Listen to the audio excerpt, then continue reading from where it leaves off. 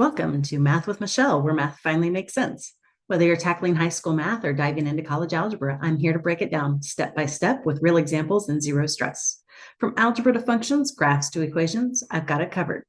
Hit that like button and let's master math together. Implicit differentiation. First of all, we have to understand the difference between implicit and explicit. So let's take a quick glance at that.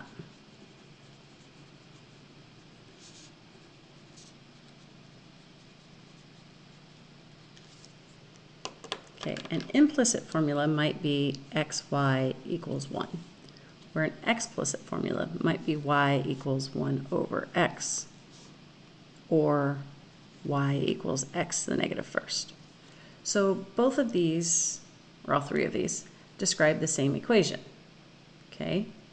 However, our derivative rules only work right now with explicit differentiation. Wow, I can't talk today, i.e. deriving, right? So anytime you see this word, think derive. I will derive. There's that fun YouTube video on that one. All right, so if I come over here, y prime would equal negative 1 x to the negative second, or negative 1 over x squared. I could have used this one and done the quotient rule and gotten the same answer. I prefer to avoid the quotient rule when possible. I would much rather use the power rule. We can't do that over here though. So if you remember some of our notation that said we could write dy over dx, or we could write y prime, and those both mean the derivative. With implicit, we're going to be aiming for this because it means the same thing. Okay, so the way that implicit works is you have to note what you derive every single time. Okay, so this is a product. So we're going to do the product rule. So first times, what is the derivative of y? 1, and we derived y. Plus the second derivative of the first, the derivative of x is 1, and we derived x. And 1, the derivative of 1 is 0, and it's a constant, so there's no variable there. So now we have, I'm going to subtract this over to the other side. X dy equals negative y dx. Okay. So I'm going to divide by dx. So I get dy over dx. Therefore, I'm going to divide by x. So dy over dx equals negative y over x. Now you might notice that our derivative is in terms of x and y. And you might be going, well, that's not the same thing. Really? Let's check that out. We said y equals 1 over x. So we would have that. And multiply by x to clear fractions. I get negative 1 over x squared. They are equivalent.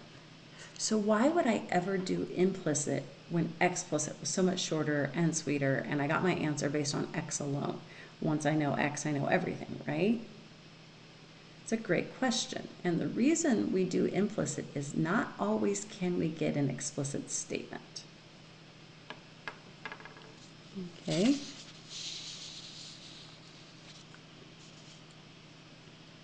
So let's look at the equation y to the third plus y to the second minus 5y minus x squared equals negative 4. And I want to find dy dx, and just for some review, the tangent line at 1, negative 3. So that's two things we're looking for. So I can't write this as just y equals, because I can't make that a y quantity to the power or something like that. It's not factorable, and I can't isolate just y. So this is when we have to use implicit. Now, there is a y prime method. I will get to it, but implicit, here we go. Okay. The first term is y cubed. The derivative is 3y squared, and we derive y. And I like to write that in cursive so that I can tell it's not two separate variables. Plus the derivative of y squared is 2y, and we derive y. Minus 5, and we derive y. Now, just for the sake of helping us out and keep things straight, I'm switching colors. We're deriving x, so minus 2x, and we derived x.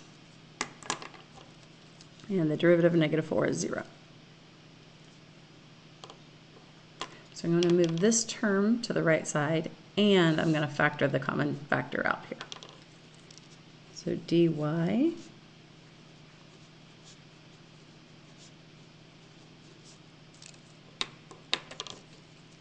there's my equal sign. And when you first start implicit, sometimes color coding does really help you out. Okay, so that means dy divided by dx would equal 2x divided by 3y squared plus 2y minus 5. So I just divided the dx over to this side, and I divided this quantity over to this side. So it's kind of like reversing the cross products. You can see the cross products would come back. Yeah. All right, now the equation of the tangent line.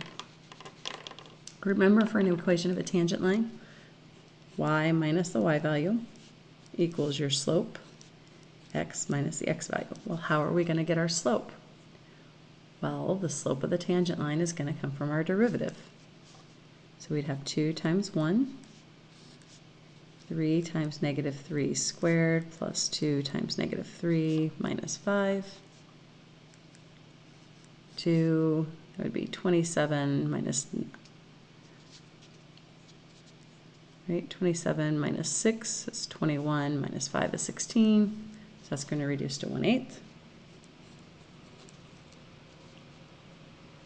And when we distribute and subtract 3, it will be y equals 1/8 x minus 25/8.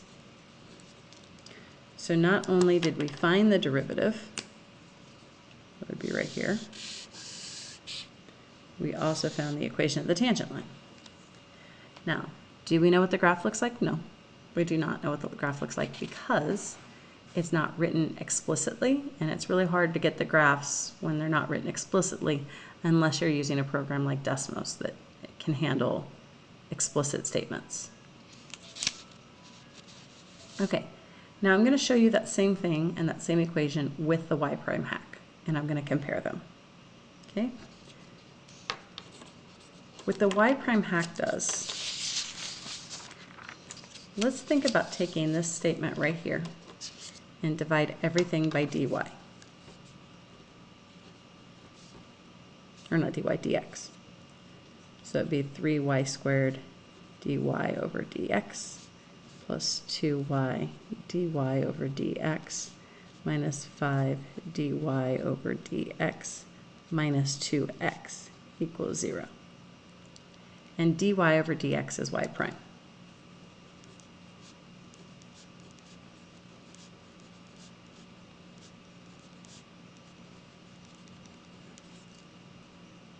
So you'll notice the y prime just happened when we did with the y's, and then the x got nothing. Sometimes this is a shortcut because now I can just factor out the y prime and move the 2x over, and y prime equals 3y squared, whoops, 2x over 3y squared plus 2y minus 5. And again, y prime is just a placeholder for dy over dx. So what's happening is they're doing that division in the initial part instead of waiting until the end. I like this when I'm doing certain operations, but there's other operations that I don't prefer it on. So if you're going to choose one of the two, I would choose the implicit method, not the y prime method. Okay, so I'm going to practice this next one using y prime first, and you'll see why it might be cleaner. Okay, so 3x squared plus y squared squared equals 100xy. Okay. We're going to end up doing it both ways, by the way. So we have a power with a quotient or with a sum inside, and then over here we have a product. Now on this product, I'm going to divide that to 100x times y. I'm not going to do the 100 as a separate product because the derivative of a constant is 0. So I'm treating it as a coefficient of x. Okay. So we'd have 6 quantity to the first. Derivative of x squared is 2x. Derivative of y squared is 2y, y prime. Equals first derivative of y is 1y prime plus second times derivative of first. Okay, that's using the y prime method.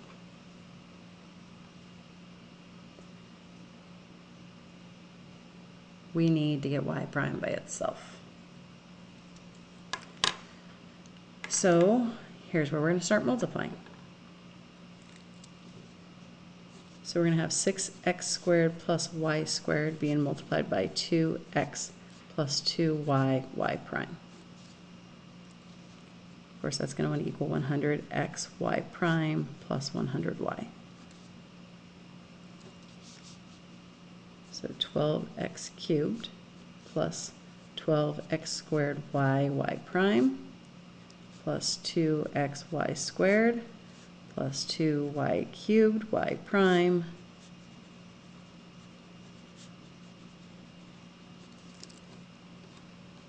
okay.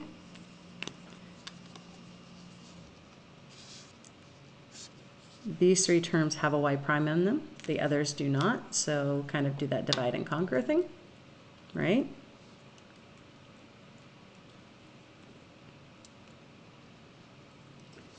So 12x squared y plus 2y cubed, whoops, minus 100x, and those all had a y prime in them, right? I know I factored at the same time. Sometimes that's handy because you get tired of writing out all the steps. Just be careful if you're going to do it all in one.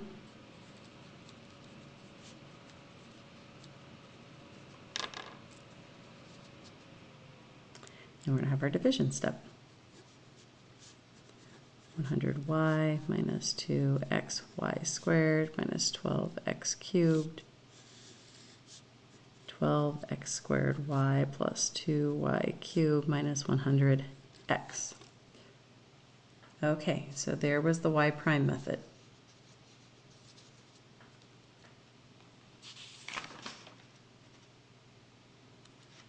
Okay, let's repeat that. But this time I'm going to do it with the dy dx method. So same problem, different method, because I want to make sure that you guys get whichever method you like down. If you're going to choose between getting them one of them down, this dy dx method is the way to go. Okay, so 6x squared plus y squared multiplied by 2x dx plus 2y dy equals, okay, first being multiplied by the derivative of the second,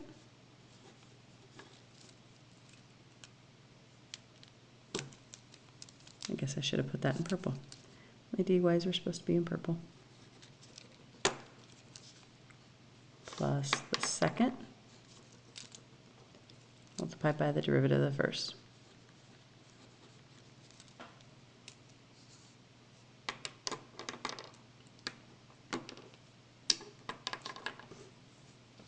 So we have 6x squared plus y squared being multiplied by 2x dx plus 2y dy, and that's going to equal 100x dy plus 100y dx. So now we get to FOIL, right? Everything's starting to become purple and pink. Once everything is purple and pink, then we can move everything that's purple to one side, everything that's pink to the other side. So we would have 12x cubed dx plus 2xy squared dx plus 12x squared y dy plus 2y cubed dy equals 100x dy plus 100y dx. Okay, the nice thing about doing this in color coding is it's going to make it really easy to factor things out. So dy can be factored out of the 12x squared y plus 2y cubed, and when I bring it over as a minus,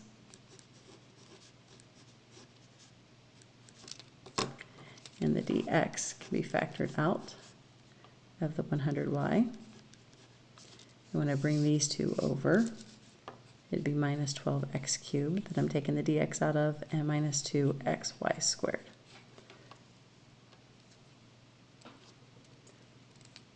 Now all that's left is to divide the dx over and divide this quantity over.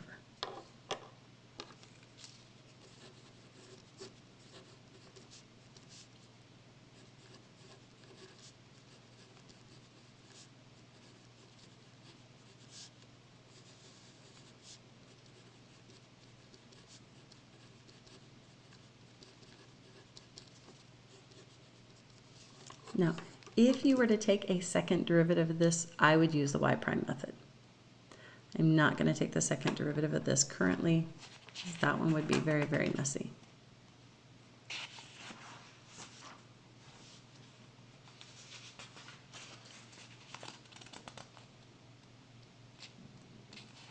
Okay, so let's look at one I would find the second derivative of. Okay, and we are going to do this one with the y prime method because otherwise it's not the nicest thing, so keep that in mind. Okay, so we're going to start with x squared plus y squared equals 25. Okay, so let's find the first derivative. We would have 2x, we're using the y prime method, so I write nothing, plus 2y using the y prime method, so I write y prime equals 0. Okay, so let's get y prime by itself. 2y, y prime would equal negative 2x. Divide by that 2y and reduce. Y prime equals negative x over y. Now from here, you can choose to either use the product rule or by moving the y to the top and using negative powers, but you'll have a chain rule inside that. Or we can just go ahead and use the quotient rule. I'm going to choose the quotient rule. So the second derivative is going to equal low d high minus high d low all over, okay, but can't have a derivative inside of a derivative, so now we need to substitute what that is. So it'll give us negative y plus x multiplied by negative x over y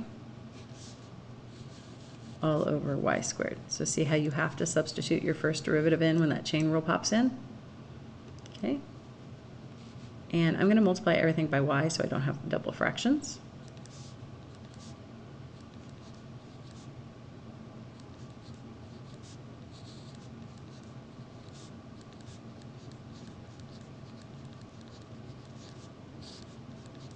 You could also factor it. Now, if that x squared plus y squared looks familiar, it's because earlier we started with the problem x squared plus y squared equals 25. You could even substitute that and clean this up so that if you had to find another derivative, it would be super easy. Now if I have to find the third derivative, I don't mind so much. That's a lot simpler problem than this right here, or even before we cleared our double fractions. So when you're finding your second derivative, I would definitely use the y prime method over the dy dx method because it makes life a little bit easier so that you can find where you have to substitute. Thanks for learning with me here on Math with Michelle. If this helped, give it a like and don't forget to subscribe for more clear and simple math lessons. Got a question or topic you want me to cover? And drop it in the comments. Until next time, keep practicing, stay curious, and remember, you've got this.